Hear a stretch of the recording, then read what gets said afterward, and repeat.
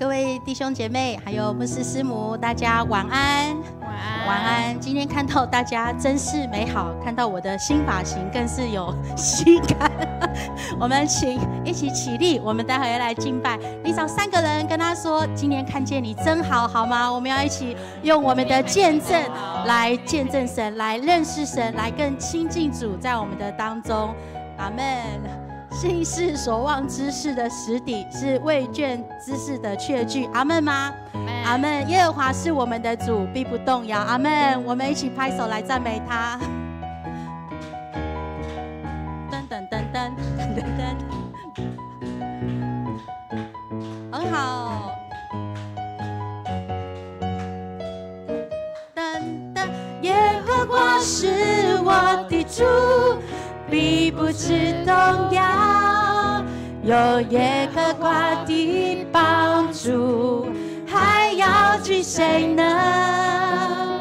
耶和华是我牧者，必不致缺乏，有耶和华做我荆棘，必全然得胜。耶和华是我思维的盾牌，是我的荣耀，有时叫我抬起头的神。一宿虽然有哭泣，早晨我们必欢呼。你是我的磐石，我的帮助。耶和华是我的主，耶和华是我的主，必不致动摇，有耶和华的帮助，还要惧谁呢？耶和华是我牧者，必不致缺乏，有耶和华做我荆棘，必全然得胜。耶和华是我思维的盾牌，是我的荣耀，有时叫我抬起头的神。一宿虽然有哭泣，早晨我们必欢呼。你是我的磐石，我的帮助。耶和华是我思维的盾牌，是我的荣耀，有时叫我抬起头的神。一宿虽然有哭泣，早晨我们必欢呼。你是我的磐石，我的帮助。一宿虽然有哭泣，一宿虽然有哭泣，早晨我们必欢呼。你是我的磐石，我的帮助。我们的神是配得赞美的，阿们吗？请你把最大最大的掌声拍手献给我们的神，哈利路亚。请坐。神本身就是荣耀的，当我们遇见他的时候，主他在我们每一天的当中与我们的生命同在，所以我们可以欢喜，我们可以快乐，是因为神就在我们的当中。当我遇见你，使我夜间歌唱，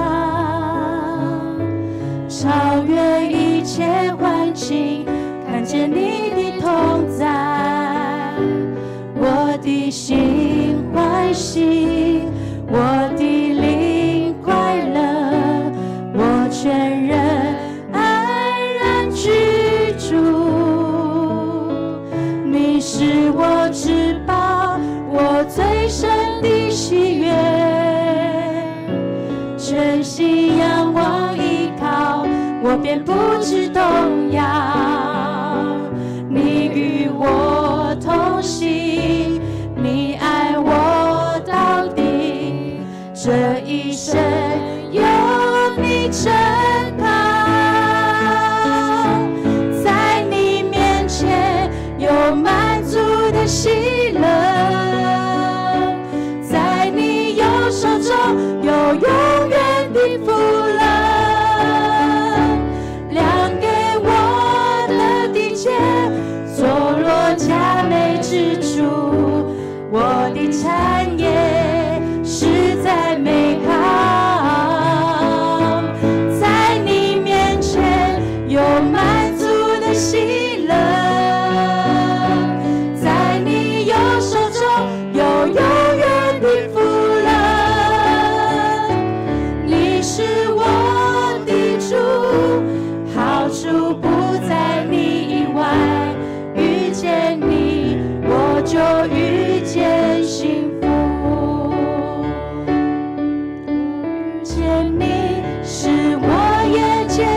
长，超越一切环境，看见你的同在，我的心欢喜，我的灵快乐，我全人安然居住。你是我至宝，我最深的喜悦，全心仰望依靠，我便不致动摇。你与我同行，你爱我到底，这一生有你真好。我们举手来宣告，在你面前有满足的喜乐，在你右手中有永远的福乐，量给我的地界坐落佳美之处，我的产业实在美好，在你面前有满足的喜乐，在你右手中有永远的福乐，你是我的主，好处不在你以外，遇见你我就遇见，在你面前，在你面前有满足的喜乐，在你右手中有永远的福乐，量给我的地界坐落佳美之处，我的产业实在美好，在你面前有满足的喜乐，在你右手中有永远的福乐，你是我的主，好处不在你以外，遇见你我就遇见幸福，遇见主我就遇见幸福，遇见你我就遇见幸福。主啊，谢谢你在我们的生命当中，让我们遇见你，我们就遇见我们生命的主，我们就遇见了我们的幸福。谢谢你与我们同在，透过敬拜，透过经文，透过主你的真理，让我们晓得你一生一世成为我们的帮助。阿们。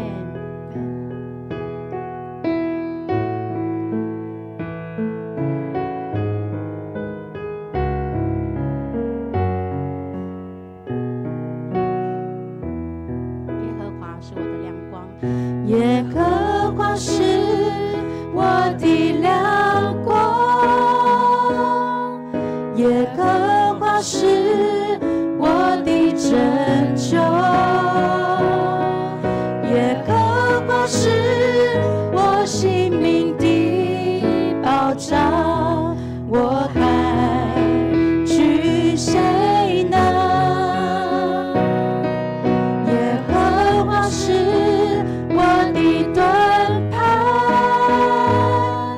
耶和华是我的高台，耶和华是我性命的保障，我还惧谁呢？有一件事我曾寻求，我仍要寻求，就是一生一世住在耶和华的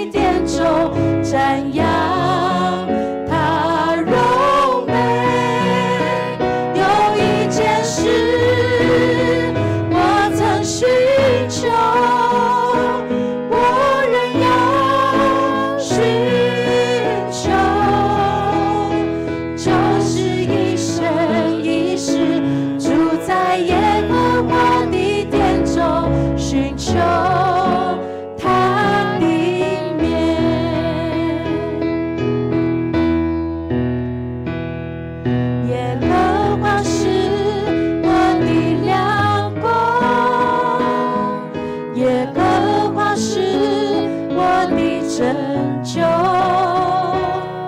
耶和华是我性命的保障，我还惧谁呢？耶和华是我的盾牌，耶和华是我的高台，耶和华是我性命的保障，我还惧谁呢？有一件事我曾寻求，我仍要寻求，就是一生一世住在耶和华的殿中，瞻仰他荣美。有一件事我曾寻求，我仍要寻求，就是一生一世住在耶和华的殿中，寻求他的面。有一件事，有一件事我曾寻求，我仍要寻求，就是一生一世住在耶和华的殿中，瞻仰他荣美。有一件事我曾寻求，我仍要寻求，就是一生一世住在耶和华的殿中，寻求他的面。主，我们有一件事要寻求你，寻求你的面，寻求你的同在，寻求你的神迹奇事在我们生命当中。其实最重要的不是这些神迹奇事，最重要是主你本身，因为有你的同在，就带来更多多而又多的神迹奇事。让我们眼目专注在你的身上，而不是专注在这些外在的事物。愿主来帮助我们，每一次读神你的话，让我们看见你是慈爱，你是公义，你是有信实的神。让我们看见的是，在你的爱里面，在基督里面，我们有丰富的恩典。谢谢耶稣，每一次我们享受在敬拜的时候，让我们真正知道我们自己的身份，也知道如何回应我们的身份。祷告靠耶稣基督得胜的名，阿们。弟兄姐妹，大家平安。我们要来看一段的经文，记载在马太福音。我们最近在看什么？马太福音哦。今天看22章，所以我们要来看22章1到14节哦。我们一起来读上帝的话语。来，耶稣又用比喻对他们说：天国好比一个国王为自己的儿子预备婚宴，他派遣仆人去催促他所邀请的客人来参加婚宴，可是他们不愿意来。他再派遣另一批仆人出去，吩咐他们告诉客人：我的宴席已经摆好了，公牛和肥畜都宰了，一切具备，请你们来赴宴。可是那些被邀请的客人还是不加理会，各忙各的，一个到田里去，一个去看自己的铺子，其余的抓住那些仆人，拳打脚踢，把他们杀了。国王大为震怒，派兵去除灭那些凶徒，烧毁他们的城市，然后他对仆人说：“我的宴席已经摆好，但是先前所邀请的人不被享受。现在你们到大街上去，把碰到的人都要。” OK， 我们于是仆人到街上去，把看到的人，无论好坏，都请来，使喜堂上坐满了客人。国王出来会客的时候，看见一个人没有穿喜宴的礼服，就问他：“朋友，你到这里来，怎么不穿礼服呢？”那个人一言不答，国王就吩咐侍从，把他的手脚都绑起来，扔到外面的黑暗里。在那里，他要哀哭，咬牙切齿。最后，耶稣说：“被邀请的人多，但被选上的人少。”愿主的话来帮助我们明白哦。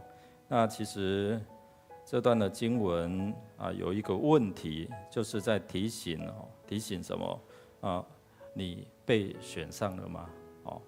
因为到最后这一节经文说，但被选上的人怎样？少了。所以天国的路或者是说这条恩典的道路是窄门所以进去人多不多？不多所以我们努力在传福音，有真多人拒绝啦。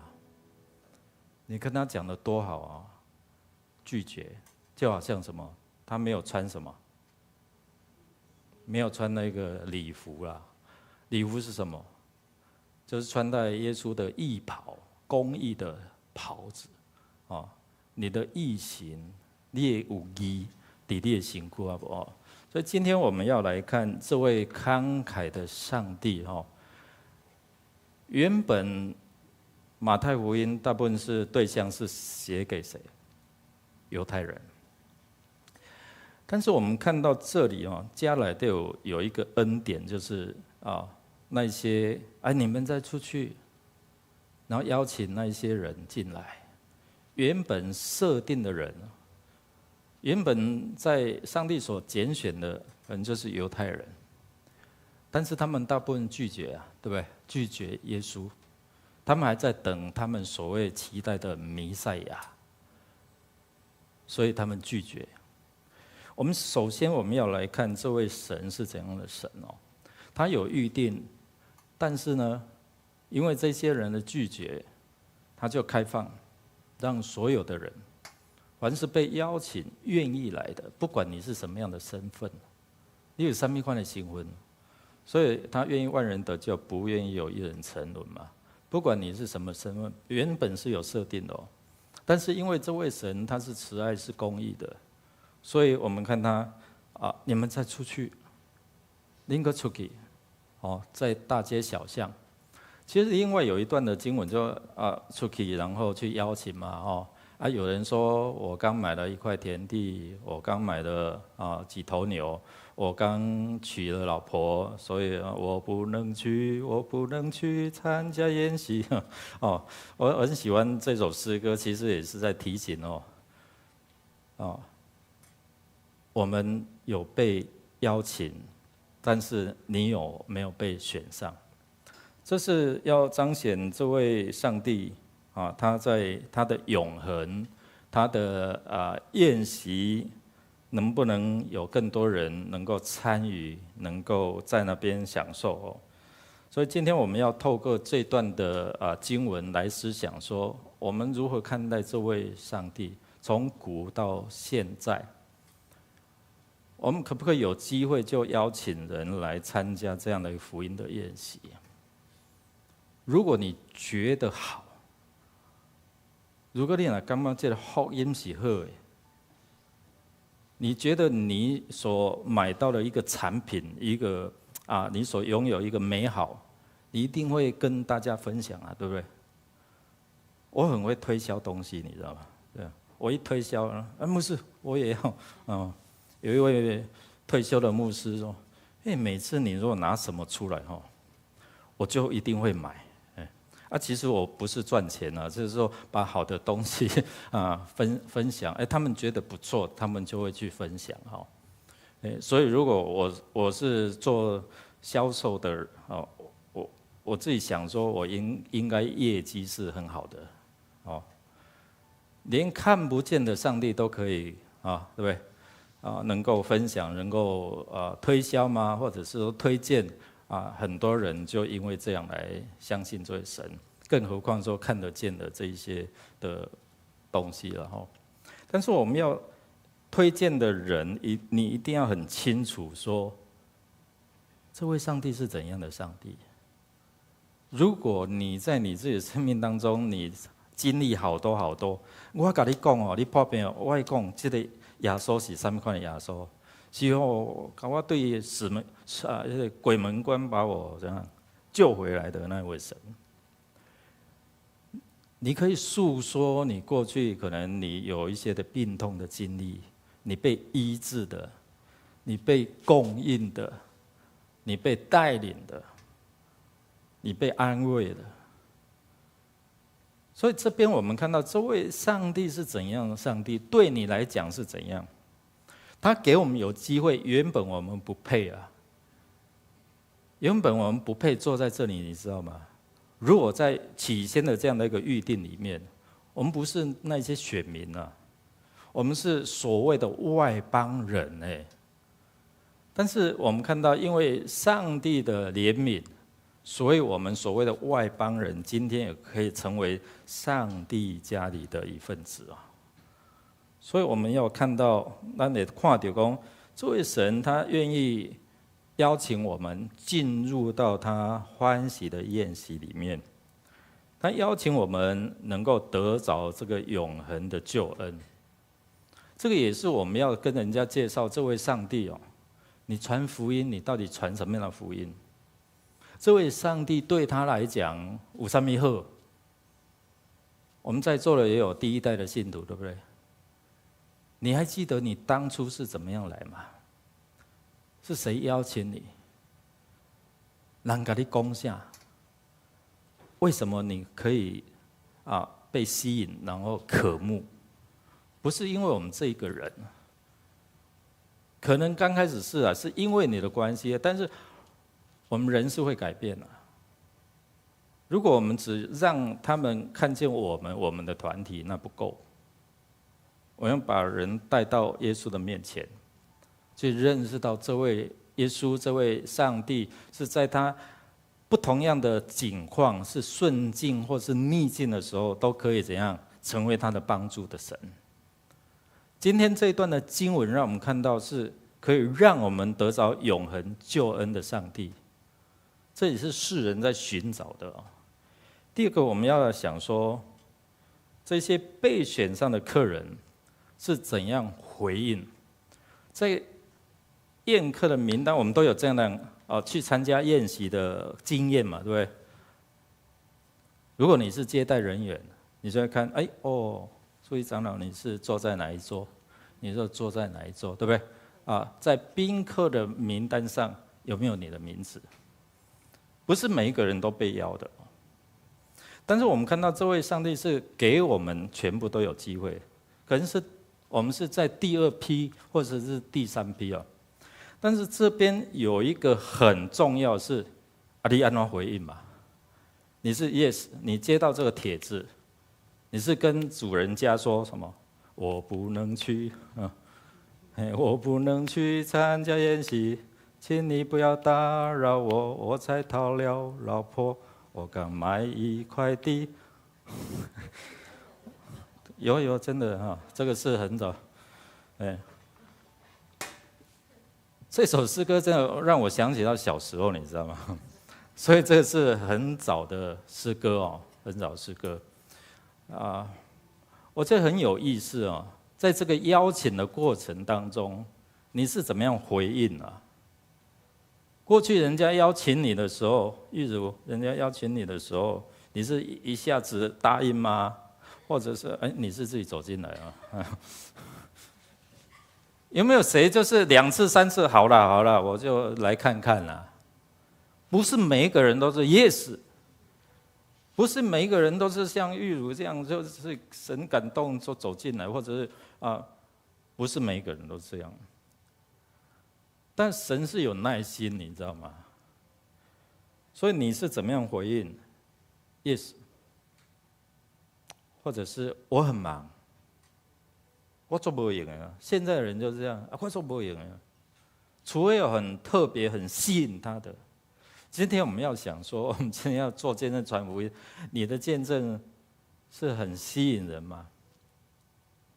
是要讲到很好才能够吸引人，还是说让人看见说，在你的见证当中有神的同在？有时候见证不用长呢，让人感受到，在你的身上看见神的同在。就好像法老王他看到约瑟，对不对？看到你的问答的过程当中，人家感受到有神与你同在，有智慧，有聪明。我们是怎样的人？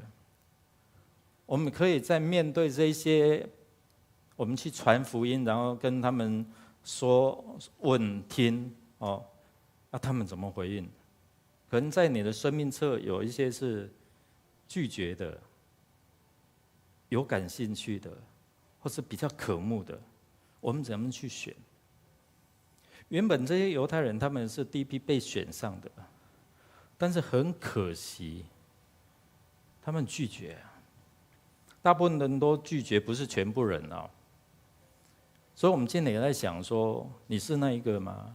你的回应的态度是怎样？你被选上是高兴，或者说看这个好啊不好，好像不大重视。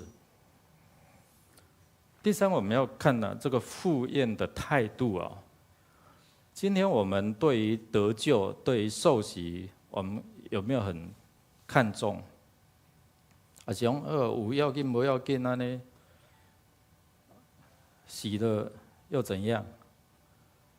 我们有没有很清楚说，今天因为这样的一个洗礼，因为这样一个义，让我们可以怎样得着一个新的身份，然后进到这样的一个欢乐的宴席里面。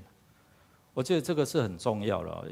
有一些人是到最后那个无菜拄开始头烧烧尾安怎冷冷讲好头鸟起尾了。甚至有人到最后就好像老底家这样老底家是安怎无烧无冷了。他在讲那边有一些温泉喊起来无烧无冷哪轮烧安尼就不冷不热就想要吐出来这样。我们要么就是很火热，要么就是冷冷的就好了，不要这样不冷不热今天我们好不容易得到这样的一个恩典所以有没有穿戴这样的一个礼服就是你有没有得着这样的一个义，神的义在你的身上？那愿神来帮助我们再一次提醒我们真的被选上了吗？你觉得你有被选上吗？你觉得有进到一个参加宴席这样的一个宾客也好，或者是我们被选上这里就提醒我们的身份是就好像是耶稣的心腹耶稣的心腹，然后成为这个上帝家里的一份子。愿神来帮助我们。今天我们透过这个被选上了吗？好好的提醒我们选上又怎样？有没有好好的尽到我们的这样的一个身份所要表现出来、彰显出神的荣美或是神的身份？我们一起来祷告。主，我们希望我们是被选上，而且是在那边可以欢喜快乐，而不是最后被赶出去的那一位。愿神你来帮助我们，在我们为主做见证的时候，是为了荣耀我们自己，还是真的我们要将一切荣耀都归给你？因为我们在这样生命的过程当中，我们认识你、体验你，体验你的同在，体验你在困境当中如何拉拔我们，体验你在我们生命当中，在我们无助的时候，你慈爱的手怎么样引导我们，怎么样呵护我们。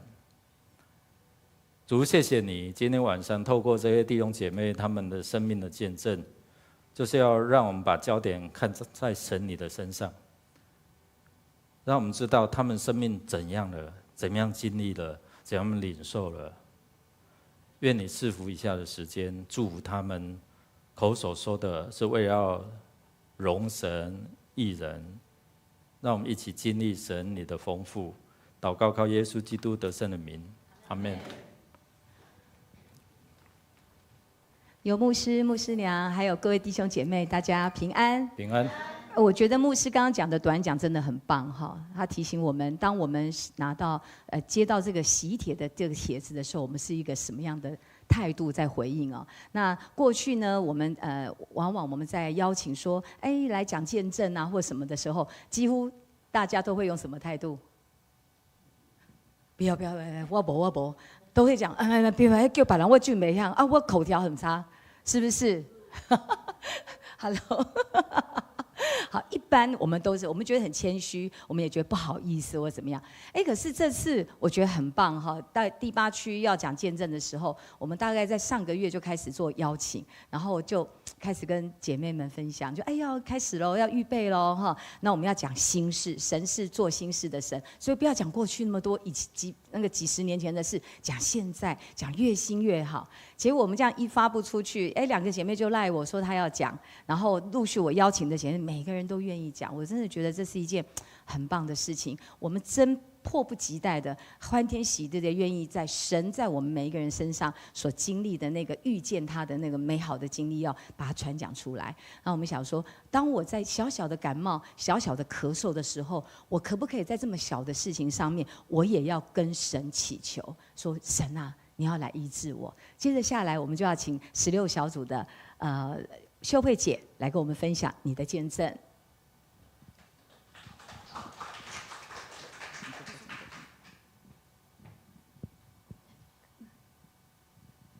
有牧师平安，牧师娘平安，大家平安，靠近一点，大家平安。我向来我如果有感冒的话，我是只有咳嗽跟流鼻涕，就没有发烧，也没有头痛。那在10月29号那天白天还好好的，可是到了半夜我就头痛了，我就睡不着觉，而且头痛得很厉害，非常难受。隔天星期一我就到诊所去看医生，我告诉医生说，我只有头痛，我什么都没有，而且这是我从来没有过的，我没有想到说头痛会这么厉害，因为我向来都是只有咳嗽而已嘛。那医生开了3天药给我，那有告诉我说，你如果再有咳嗽或是流鼻涕，你一定要再来回诊，有可能是确诊。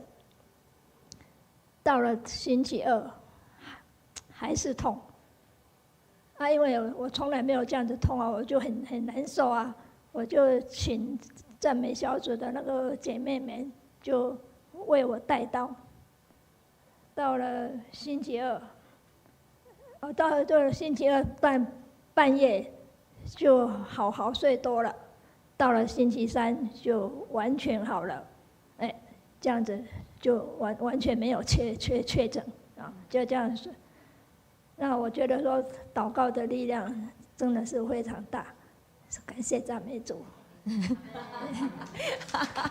谢谢秀慧姐。我记得那一天傍晚上吧，我去找秀慧姐拿东西，然后秀慧姐就这样说她觉得她就请我们小组为她祷告。那我真的觉得，凡是小事，我们就跟神祈求，跟神要，神必定要垂听众人的祷告。阿妹吗？阿妹哈。好，我们知道婚姻不是一件容易的事情，不管你是第1年叫指婚，是不是？指挥，好像薄薄的哈，对不对？不管你是1年、10年、20年、30年到60年，我相信婚姻这条路真的不容易。2个家庭，不同的家庭，2个人结合起来，事实上有很多的价值观会不一样，有很多的想法会不一样，有你的家跟我的家，还有我们的家。我们这时候就来听我们这个新婚才2年的慧琪来跟我们分享她的婚姻故事。开了，可以。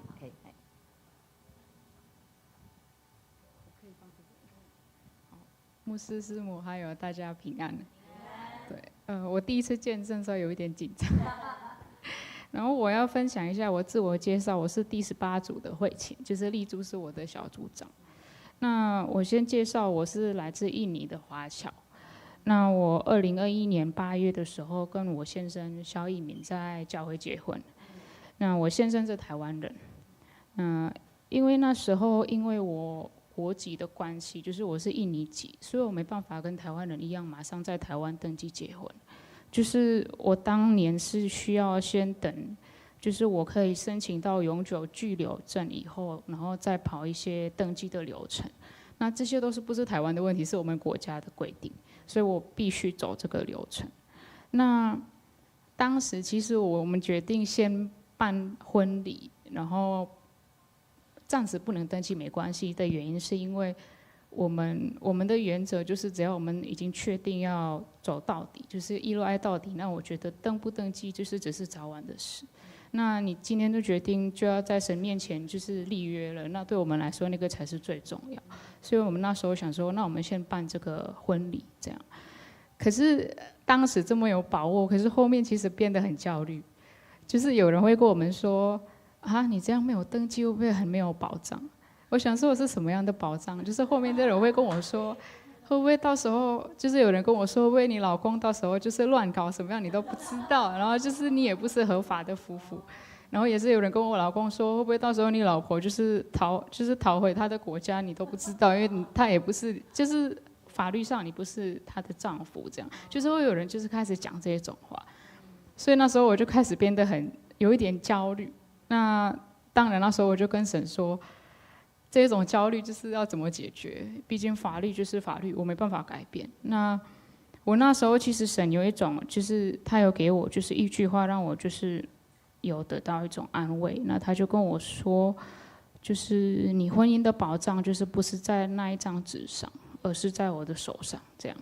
那我那时候就有呼求神要怎么帮助我解决这个问题。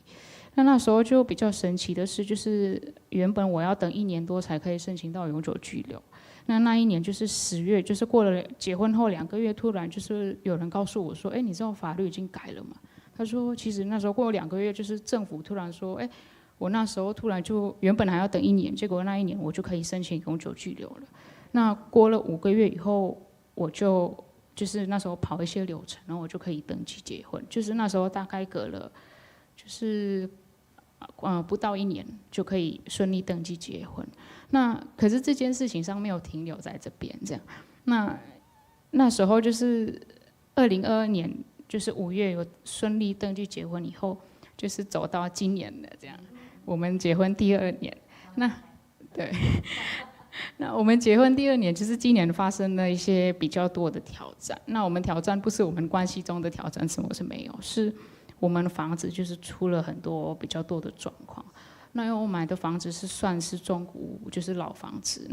那时候突然就是严重的漏水，那时候我有跟丽珠说，然后那个漏水其实真的蛮头痛的，就是头痛是因为除了很累，心理压力很大。然后那时候还有我们家里电器突然在这1年全部就损坏，我不知道为什么这1年突然就是一堆事情的发生，就是让我们觉得其实夫妻的心理压力蛮大的。可是其实最大的压力其实也是经济的压力，因为漏水，我后来才知道漏水这件事情要维修要花很大笔的，就是金钱。那所以那时候我又告诉神说，我到底就是我们今年就是一直跟神说，我们到底该怎么办？到底该怎么办？那有一天突然就是有人告诉我说，就是你知道2023年就是今年政府有推动一个计划，就是2023年什么政府房贷的补贴。那政府房贷的补贴就是有几个条件才可以申请。那他申请的其中一个条件就是说，就是那个家庭就是要申请的那个，就是那个叫什么？就是那个家庭的总和所得，就是不能超过政府所定的上限。那他的那个规定是说，2021年的那个家庭收入不能超过政府所定的上限。我那时候看到这个条件，真的吓到是因为原来我们就是符合这个，应该是说，其实我们夫妻就是刚好就是超过那个上限，可是就是因为2021年那一年我们不能登记。所以结果我们就是因为那一年不能登记，所以我们今年就可以申请这样。对，然后其实那时候我真的那时候看到这个条件，然后知道我们只符合这个条件可以申请的时候，我那时候真的不知道为什么神让我回想到2021年当年我一直在埋怨神，说为什么不能登记这件事情。那其实我真的就是那时候真的蛮感动的，因为我想说。那件事情在2021年，我不断的在抱怨神这件事情，没想到2023年反而成为我很大的帮助，这样，那也减轻我们就是不少的压力。那再加上后面就是我对台湾的这些房我是不熟，那可是刚好也有我们的就是我们社区的管委会突然告诉我们说，你知道我们可以帮你申请一些补助嘛？然后我觉得。会透过不同的方式，然后不同的人都告诉我们说有哪一些通道可以就是处理我们这些问题，那我就很感谢神。那我针对我的见证，今天有整理了几个重点，就是分享给大家。就是第一个就是我觉得困难之中就是不要怀疑神，就是把我们的重担交托给他，他就必帮我们开出路。那第二个点就是要相信神的时间。他的时间才是最正确的时间，也不要急着就是想要跟神要某一个东西，还是某一件事情。那第三个点就是神的恩典真的是够我们用，他必供应我们所需要的一切。我以前听牧师讲都只听说神的恩典够我们用，我想说我只是听一听，然后唱歌而已，就是没有什么体验。那我觉得很感谢神，这一次就是真的自己经历以后，才真的知道什么是神的恩典够我们用。这样好，谢谢。阿妹，谢谢肖太太。我们的神是不务实的神，阿妹吗？阿妹。2021年看起来是拦阻，结果祝福就在2023年，所以我们真的把一切的荣耀都归给我们的神哈。那当你已经是受洗成为基督徒的时候，那你知道你的生命是被得着的。可是我的家人的生命还没有得着的时候，我不知道。我们的心情是什么？我们会着急吗？我们会担忧吗？我们会想赶快要做什么吗？当你的亲人又已经面对的是要死亡了，癌症要死亡的时候，你是不是会更焦虑，会更焦急？会不会想要更快的来完成什么事情？我们这时候请李秀儿姐。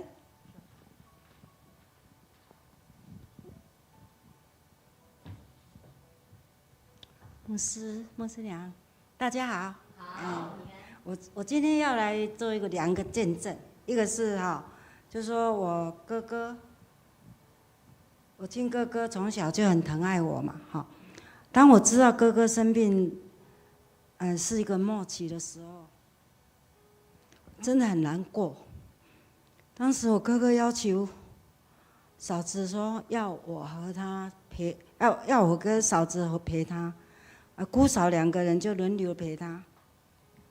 那时田老师和牧师们都为哥哥祷告，哥哥的力气也只能用简单的祷告。哥哥告诉我，那阿娥啊，你在的话，撒旦就不会来搅扰。经过那期间，嫂子愿意和哥哥受洗，可遗憾的是子女不肯。就因他爸爸。这是因为我哥哥和他们小孩聊天的时候有交代的一些事项，子女不想改变。那我哥哥就曾经跟我谈起好多次撒旦打扰，哥哥就用简单的祷告求主耶稣救他。哥哥跟我讲，有长高瘦还白长发还有长袍的来摸摸他。哥哥确定是主耶稣，没主耶稣出现，撒旦就指责哥哥：“你为什么要请神来呢？你这样子爱到我们的工作了。哥哥最后还让我先发现，哥哥最后的时候还是让我先发现，我只用祷告的为他祝福。哥哥的脸是一个很红润安详的离开。哥哥是一个节制，才有这样的福分，感谢主。我相信是主来引导到他们家了。另外一个是陈天生大哥，就在我到台北陪哥哥大约有2个月之久，我向教会志工请假。当我在出发当志工，天生兄就问我：“秀姐，哥哥目前还好吗？”我回答：“我是老幺，我现在没有哥哥，没有姐姐可以叫了。”天生兄就用他的双手拍他的胸前说：“我就是你的大哥。”那时候我也开玩笑问他说：“天生兄，你是6月生，我是9月生，为什么这样差这样没多久你就叫你大哥？”他说：“差了1天也要叫我大哥。”有天他问我受洗有什么好处，我也就举个例子，林贤姐的例子给他听。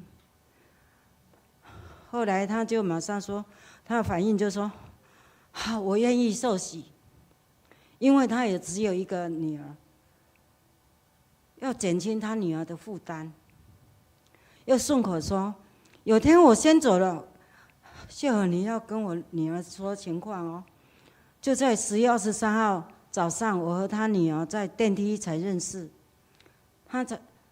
因为他才知道几楼，他不知道几楼是要找姓苏的，因为他爸爸手机关机了，就是有姓苏的打好多通电话给他爸爸，后来他才表明是陈天生大哥的事。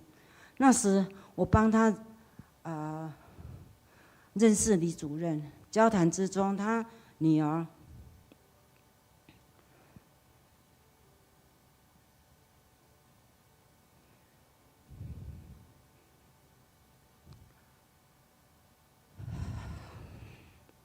那时帮他认识的那个李主任，交谈之中，他女儿才知道自己爸爸有受洗了。同时，主任也给他的陈天生大哥的受洗证书。同时，我也告知他女儿天生大哥的交代。他回答：因爸爸有亲友需要再讨论。那我今天就有这个建议，我们在自己可以时，切记自己要来填一份保护自己的医疗照顾和如何来办好自己的后事，才不会遗憾了。目前政府是有推广免费的，往前医师的咨商费是3000块，现在不用了。所以我很感谢上帝拣选我，让我越来越进步，越有智慧。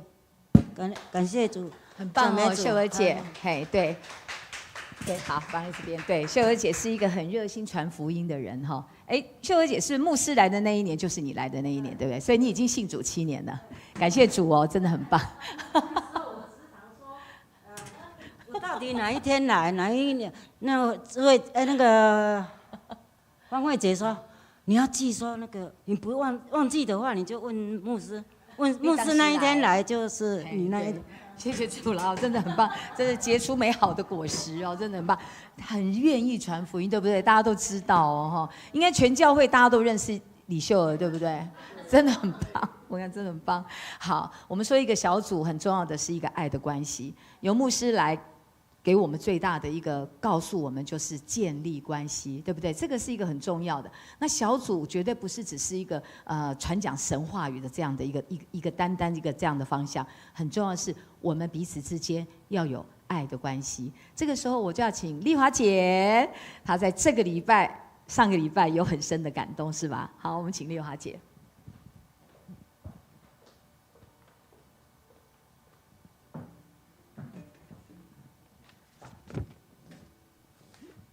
感谢主有这个机会跟大家分享。在11月16、17、18 3天，我们赞美小组有10位组员跟着处语长老的带领之下前往花莲。我们坐的是火车，去花莲参加台湾基督长老教会北部大会女宣道会第101届年会和灵修会。何等恩典，能跟着一群年轻活泼又体贴人的姐妹们一起学习，一起见证北大女宣100年的女性事工、女性教育、服务，多走1里路的女性尖兵。神，我们都知道，神是习在、今在、永在的神。我们将一切的忧虑卸给神，我们将一切的忧虑卸给神。我们的一生在他的引领下不致缺乏，因他顾念我们。感谢主，我也学习到，在神里面，我们必须要有双重的视野。通过与神对话，可以从自己的眼光看自己，闭上肉体的眼睛，打开属灵的眼睛，定睛在神。我们必蒙神的恩典而开阔自己的境界。我们因为透过主耶稣，我们连结在一起，因为团契生活而建立关系，扎根在圣经里。我们的生命在出生时也许是一张烂牌，但神将我们重新洗牌，洗出一张王牌。我们知道神必充满我，滋润我，我们必胜过一切的患难。神的爱激励我们，让我们心中的爱敞开，活出来，成为别人的祝福。以赛亚书55章12节，你们必须欢欢喜喜而出来，平平安安蒙引导，大山小山必在你们面前发声歌唱，田野树木也都拍掌。我们靠主得胜，一起来活出爱。活出爱是这次我们在灵修会最大的感动。我们一起听上帝，又爱上帝，我们也爱我们的肢体。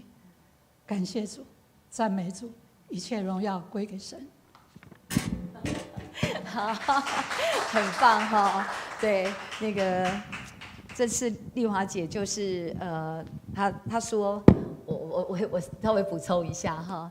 她那一天我们礼拜六回家，然后晚上就赖我说，她礼拜六我们是4、5、6去上灵修课，然后丽华姐说礼拜天她赖我的时候，她说她礼拜六晚上睡觉是流着满的泪水这样子睡觉。那我想说，她就讲为什么她会这样呢？因为她说，牡丹15小组也是我们第8区，然后牡丹有参加，她说她跟牡丹很不熟，可能最多只是点头之交，可是整个灵修会的时候，牡丹都是坐在她旁边，然后一直服侍她。我们就觉得这个牡丹哦，真的是一个天使哦。而且她不会觉得很烦，就是不停的这样一直服侍丽华姐，还有她跟她同居人丽莲姐也是不断的服侍她。她说真的是满满感受到那个爱。好，接着就是我们说神的恩典够我们用。我们接着下来要看琼代姐的一个影片的分享。他现在所居住的一个地方，真的是神为他预备很美很美又很便宜的一个新屋。我们来听听看琼代姐她怎么说。大家好，大家平安，我是第8区16小组陈琼代。我今天要见证的是我们的神赐给我们的恩典，超出我们所求所想的。本来计划呢，要退休以后，然后在嘉义过着舒适安逸的日子。可是计划筹算在人，最后决定的还是在神。上帝呢带领我们搬来到桃园。我们不想跟儿女们住在一起，所以我们就暂时就到外面去租房子。租的房子呢比较老旧，虽然是2间房间，可是很窄小，而且阳台也很小。我就跟神祷告说，我们求神说，主啊，可以帮助我们，可以，让我们为我们挑选一个很好的环境吗？或者宽一点的房子吗？我们就每天就这样祷告求神。我就在去年6月的时候，文雄在网络上有看到那个社会宅的讯息，然后他就说，他想申请看看。我们也那时候想说，好吧，那申请看看，不一定能抽得到啦，所以我们就把这件事情，申请社会宅的事情就交托给神去代理，然后就在经过了1年，就在今年6月的时候就有接到那个社会宅的那个通知说可以去看屋了，那表示我们是有资格有抽到了。哇，那个时候我们真的很欢呼，我们真的是感谢赞美神啊！可是下一秒呢，我就心里想说，糟糕了！我在今年6月的时候，6月1号才跟房东再签了1年的那个续约1年，那我就要变成毁约了。我如果要这中间搬走的话，就变成毁约，可能就会被罚钱了。我就告诉神，我就求神说，主啊，如果这是你的美好旨意的话，让房东跟我有一个很好的沟通，我相信神你一定会负责到底。后来在确定我们选的那个地栋是在10月才可以交屋，才可以搬入之后，就在今年8月之后，我就终于就鼓起勇气，就跟房东提出说，我们10月可能就要搬家，我们搬到社会宅去哦。房东刚开始是略有难色，后来他是居然同意说没关系啦，也不会向我罚钱，也不向我罚那个什么违约金这样子。他就跟我说一句话，他说他女儿也是基督徒，然后他是觉得基督徒是好人，所以感谢主，我在房东的心目中的印象中，我是一个很好人就对了。真的很感谢主，所以我们就在10月25号那一天呢，主就带领我们搬到我们心目中认为是迦南美屋。真的搬屋的程序，这一切都很顺利保守我们的体力，能够在搬家整理的时候，这个体力还很好，真的是感谢神我们搬到这边呢，每天早上呢，我们可以远望，在那个远望高山的时候，我就会想起我要向高山举目，我的帮助从何来？我的帮助是从造天地的耶和华而来。真的感谢神我们在这边可以看到，从高山远望高山可以看到日出啦，看到夕阳。我们真的是从心中的一直感谢耶和华，到如今还一直在照顾着我们。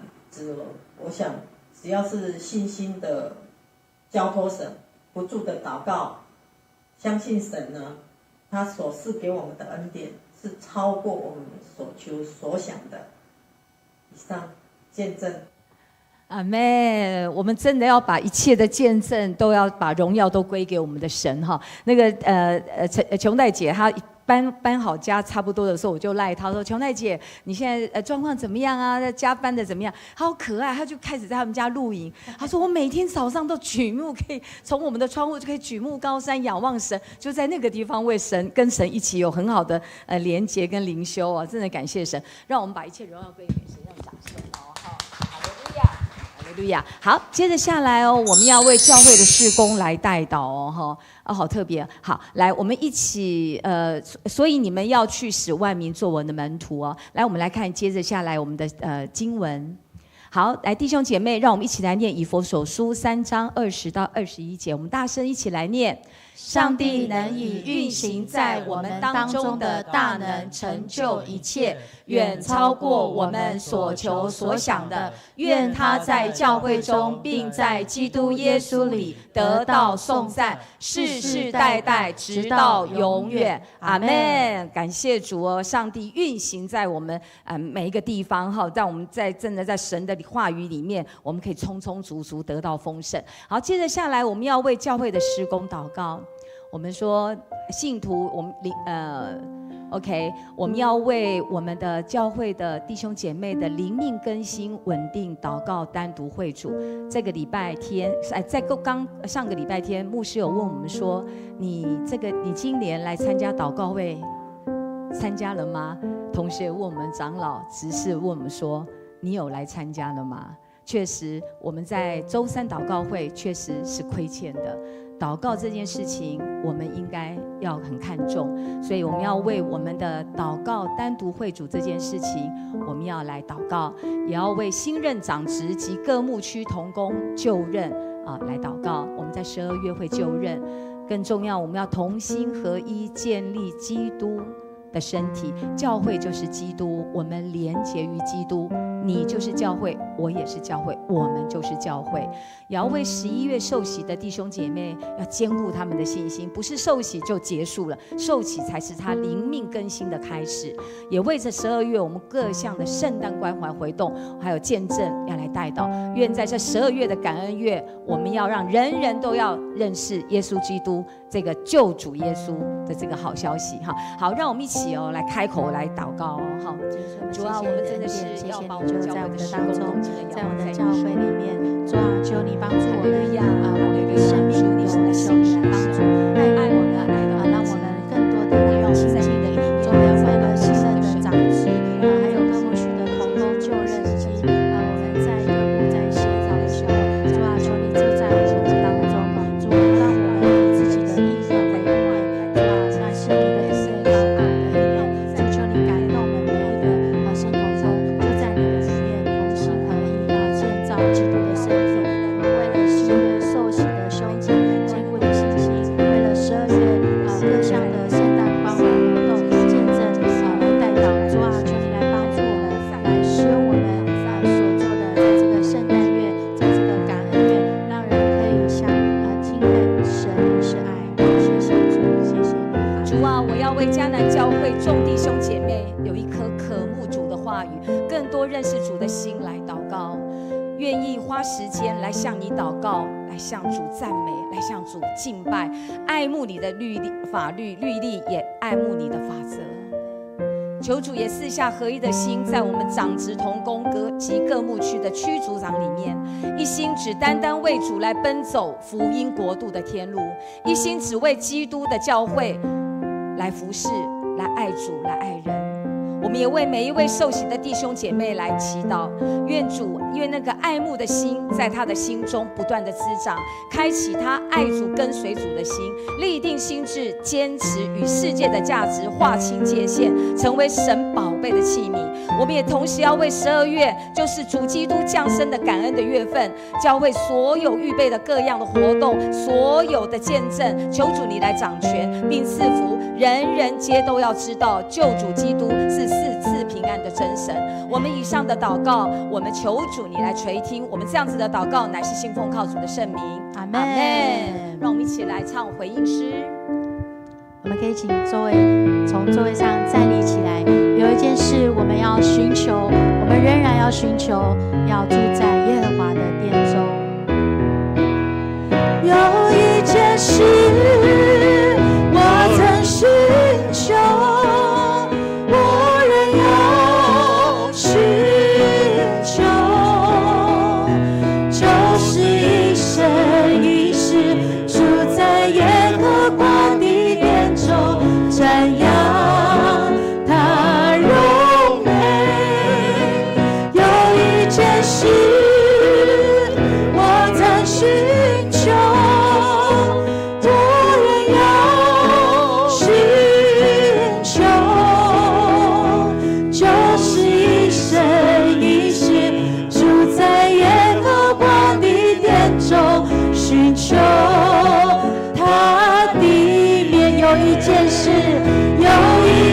时，我曾寻求，我仍要寻求，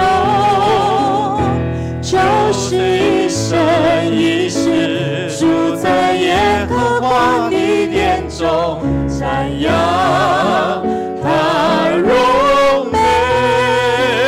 有一件事我曾寻求，我仍要寻求，就是一生一世住在耶和华的殿中，寻求他的面。我们要一起为弟兄姐妹身心灵的需要来代祷。我们一起用主的话这样宣告说：上主啊，求你医治我，我就会康复；求你拯救我，我就会安全。你是我所要颂赞的。我们有求神来医治、来供应哦，他就会赐给我们有这样的康复哦。为了一个新的家庭哦，建造一个新的家庭不是只有婚礼那一天哦，那只是一个开始哦。我们常常看到很多新人哦，他们就是为了那一天在预备，但是忘记了说，从那一天开始，他们要预备每一天他们如何相处哦。我们为着这对新人明德还有利亚来祝福，在很快这个礼拜六哦，要在神跟众人面前立下永恒的盟约啊，祝福双方啦哦，特别是明德他的家人是没有信主的，每一次我都会把它当作是布道会哦，每一次透过不管是婚丧喜庆，我们都得时不得时要将这样的一个爱神的福音传给他们哦。我们也特别为了很快日子在过很快哦，我来迦南7年哦，好像只是昨日的这样的情景而已哦。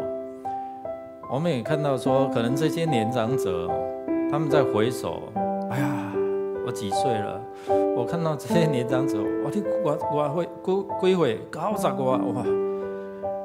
所以我们不要说祝他100年哦，就是祝伊吃100岁，他会就开始哭出来哈，我99啊，我们的存几年堂哇呢哦，所以我们真的要祝哦，让他们在神的面前活得有尊严，活得有盼望，活得有荣耀哦。我们恳求神，特别是在这些晚年的过程当中，我们恳求神来恩待他们哦，特别是在面对长期的病痛哦，那种折磨哦，很不容易。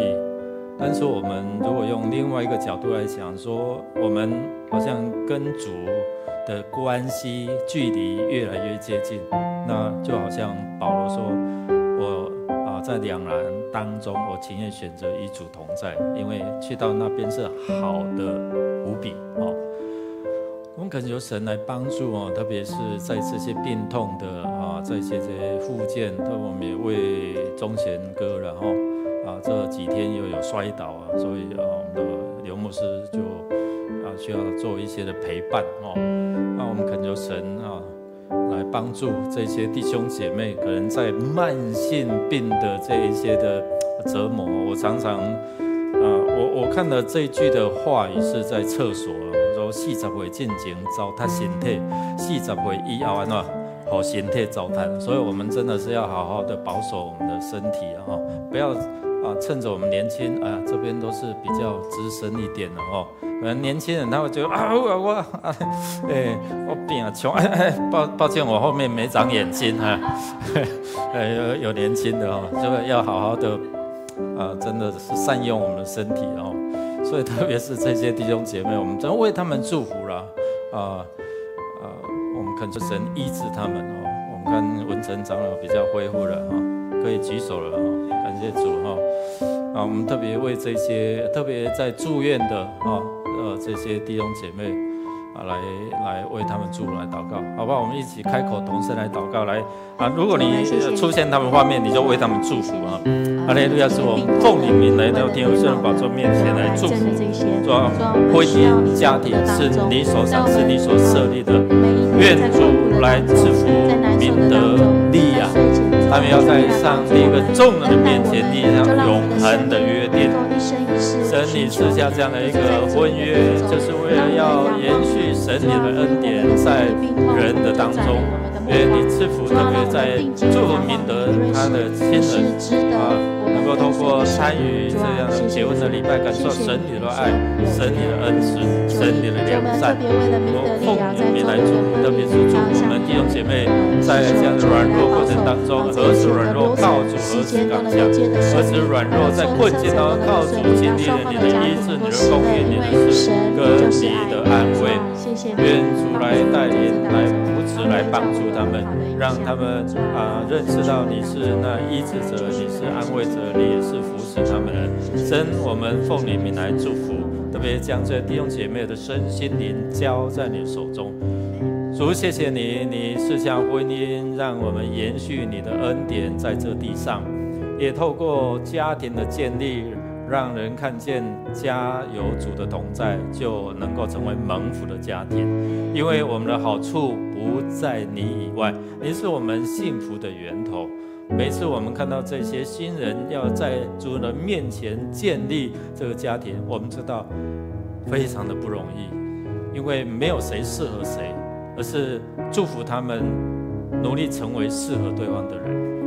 愿神来赐福在这新的家庭在建立的过程当中，求你恩待明德他的家人，还没有信主，所以他们在信仰上不明白神你所设立家庭的这样的一个赐福。愿透过这样的一个结婚礼拜，让他们知道你是那掌管我们生命、掌管我们家庭、赐福于人的神。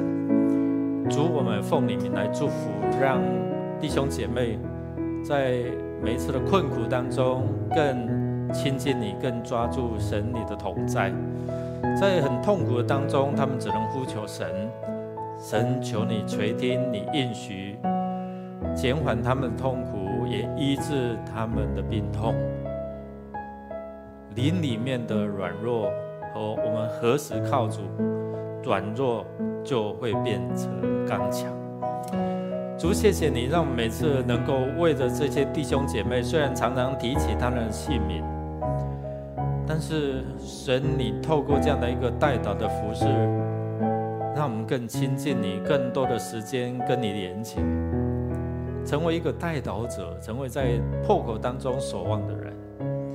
谢谢耶稣，祝福我们每位弟兄姐妹，不管是在现场或在线上的弟兄姐妹，我们需要有你在我们生命当中扶持我们，带领我们，医治我们，供应我们。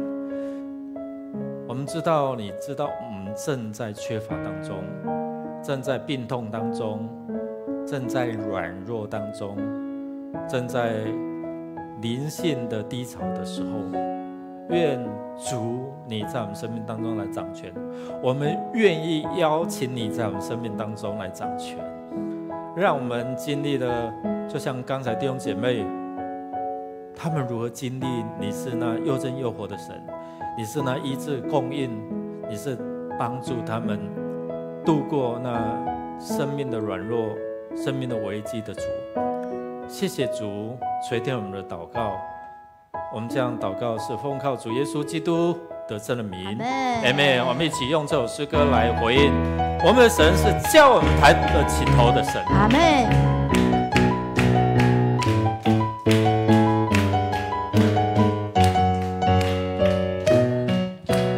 耶和华是我的主，你不是重要，有耶和华的帮助，还要去谁呢？耶和华是我牧者，必不致缺乏，有耶和华做我旌旗，必全然得胜。